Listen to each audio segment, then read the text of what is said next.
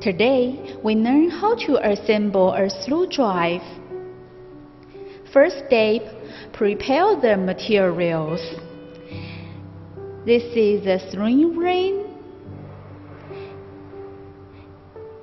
This is the housing and the worm gear, end cap, and the oil seal.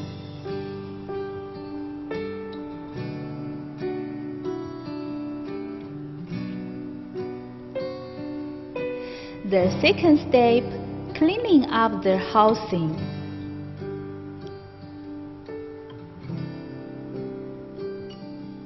The third step, putting into the worm gear.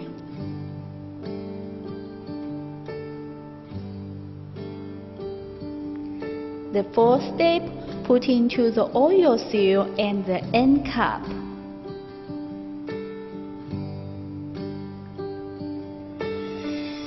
The fifth step, put into the slewing ring.